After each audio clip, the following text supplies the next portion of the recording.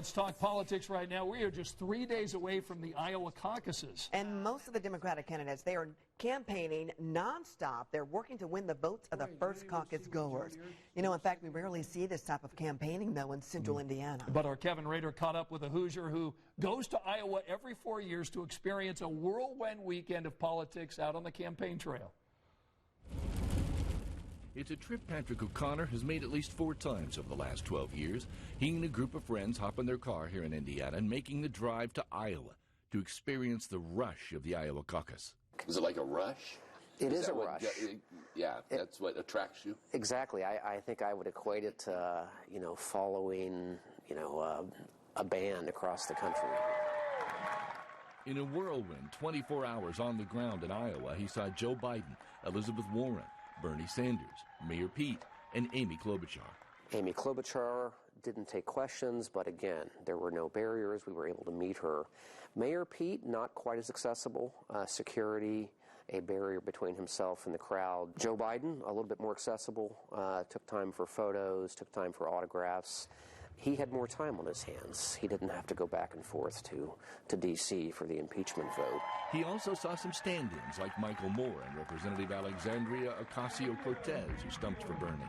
I should ask, are you Democrat or Republican? I'm a Republican. Republican. I'm a Republican. You're a Republican. Yes. But still interested no matter Extremely. what side. O'Connor says there's nothing like being there and watching Bernie start to speak and then immediately notice he had some unwelcomed competition. And with that, let me say hello. Left immediately after his speech, out the back door. So I was a bit surprised by that. Since you've gone to do that, do you think the system is working? Some think it's broke. I think it's working. I think it's working. There is no substitute for face-to-face voter contact, and that hasn't changed in centuries. So I think by virtue of that, it's working. If you have the opportunity on a personal level to take a weekend trip, and I say that to anybody, particularly those who might be jaded about the process and think all politicians are crooked, go out to Iowa. It's a trip for political junkies that you may never forget. Kevin Rader, Channel 13, Eyewitness News.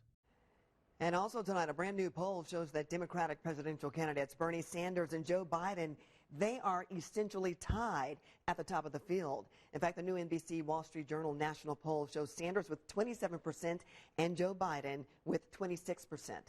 26% supported the former vice president. Massachusetts Senator Elizabeth Warren is the only other candidate in the double digits with 15%. Michael Bloomberg, former South Bend Mayor Pete Buttigieg, Amy Klobuchar, and Andrew Yang all trail behind in the single digits. Following some breaking news now, new qualification rules potentially open up the door for former New York City Mayor Mike Bloomberg to participate in that February 19th Democratic debate.